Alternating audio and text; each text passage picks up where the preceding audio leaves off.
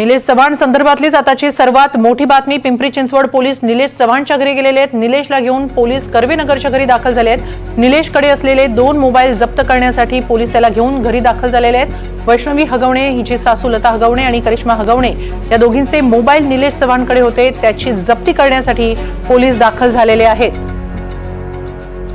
आताची सर्वात मोठी बातमी। पिंपरी चिंचवड पोलीस निलेश चव्हाणच्या घरी पोहोचलेले आहेत। त्याला घेऊन ते पोलीस कर्वेनगरच्या घरी दाखल झालेले आहेत। निलेशकडे हगवणे कुटुंबातील लता आणि करिश्मा या दोघींचे मोबाईल होते, ते मोबाईल जप्त करण्यासाठी पिंपरी चिंचवड पोलीस निलेश चव्हाणला घेऊन त्याच्या कर्वेनगरच्या घरी दाखल झालेले आहेत। याबाबत अधिक माहिती घेऊया आमच्या प्रतिनिधी रेवती हिंगवे यांच्याकडून। रेवती, निलेश चव्हाणच्या घरी पोलीस दाखल झालेले आहेत, काय अधिक माहिती या कारवाईबद्दल? नक्कीच आपण बघतोय जसं गेल्या अनेक दिवसांपासून निलेश चव्हाणच्या शोधात असलेले पुणे पोलिसांनी अटक केली आणि त्यानंतर आता जी पुढची कारवाई चालू आहे त्या पुढील कारवाईमध्ये आता थोड्याच वेळ अगोदर पिंपरी चिंचवड पोलीस जे आहे ते तिकडे त्याच्या कर्वेनगरच्या घरी दाखल झालेला आहे आणि तिकडे सासू लता हगवणे आणि नणंद करिश्मा हगवणे यांचा जो मोबाईल फोन आहे तो जप्त करण्यासाठी खरं तर तिकडे ते दाखल झाले आणि निलेश चव्हाणला घेऊन ते तिकडे दाखल झालेले पाहायला मिळाले आणि थोडाच वेळ अगोदर ते तिकडे दाखल होत तिकडनं मोबाईल घेतला आणि त्यानंतर आता पिंपरी चिंचवड पोलीस तिकडनं रवाना देखील झालेले आहेत। खरं तर आता निलेश चव्हाण याची न्यायालयीन कोठडी चालू आहे आणि बाकीचं जे काही सगळा तपास चालू आहे या तपासाच्या ह्याच्यामध्ये जे पिंपरी चिंचवड पोलीस आहे त्यांनी वैष्णवी हगवणे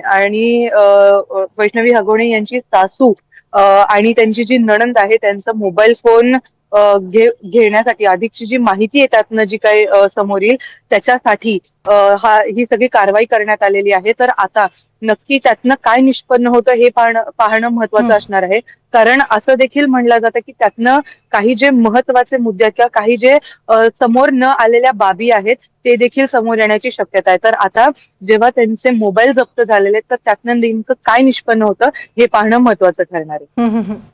या व्यतिरिक्त निलेश चव्हाण बाबत आणखीन काही महत्वाचे खुलासे झालेले आहेत का? 3 जून पर्यंत त्याला पोलीस कोठडी सुनावण्यात आलेली आहे।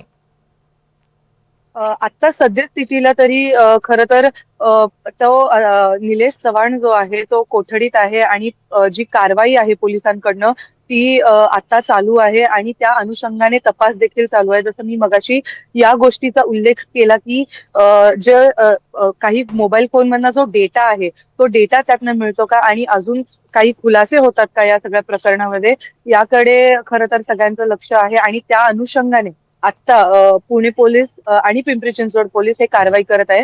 पुण्यातील जे कर्वेनगर मधलं असलेलं त्याचं घर आहे तिकडे आता पोलीस दाखल झालेले होते आणि ते जे मोबाईल फोन आहेत ते जप्त करून ते आता पिंपरी चिंचवडकडे पुन्हा एकदा रवाना झालेले।